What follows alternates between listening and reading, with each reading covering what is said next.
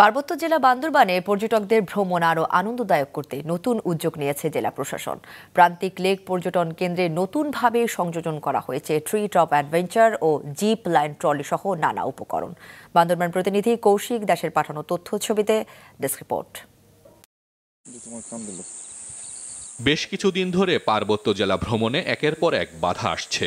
এতে প্রায় পর্যটন শূন্য হয়ে পড়েছে ৩ পার্বত্য জেলা।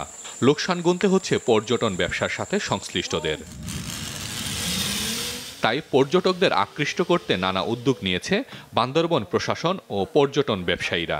এর অংশ হিসেবে সদর উপজেলার প্রান্তিক লেক পর্যটন কেন্দ্রে সংযোজিত হয়েছে নেপাল থেকে আনা GP line trolley, tree top adventure, উন্মুক্ত মঞ্চ, বিশ্রামাগার, পর্যবেক্ষণ টাওয়ার, লেকের জলে ঘুরে বেড়াতে সৌর বিদ্যুৎ চালিত বোট সহ নানা কিছু।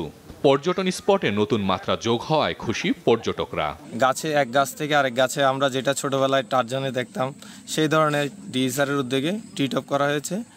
এটা পর্যটকদের জন্য খুবই ভালো একটা উদ্যোগ। জিপ লাইনে চড়েছি, অনেক আনন্দ লেগেছে। প্রান্তিক লেকের সিনারি দেখে খুব আনন্দ করে চড়েছি। অন্য জায়গায় দেখছি আমরা, কিন্তু অনুভূতি পাই নাই কিরকম চড়া কিরকম হয়, কিন্তু আমরা চড়া খুব ভালো লাগছে।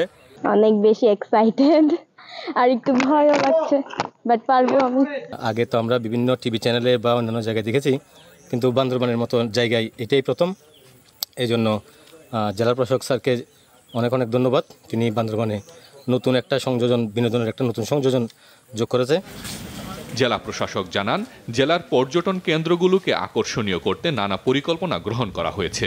আশা করছি ডে প্রোগ্রামে যদি বড় ধরনের কোনো প্যাকেজ, অর্থাৎ বড় ধরনের কোনো টিম এখানে আসে, বড় দল এখানে আসে, সেক্ষেত্রে স্বাচ্ছন্দ্যে কিন্তু সারাদিন ব্যাপী এখানে পিকনিক স্পট হিসেবে তারা ব্যবহার করতে পারে। এখানে পিকনিকের জন্য তাদের রান্না থেকে নিয়ে শুরু করে ছোটোখাটো যে শোগুলো আছে সেগুলো কিন্তু তারা এখানে করতে পারে। সেই মঞ্চগুলোও কিন্তু এখানে তৈরি করা আছে। আমি আশা করছি প্রান্তিক লেক এই বান্দরবান জেলা পর্যটনকে আরও অনেক দূর এগিয়ে নিয়ে যাবে।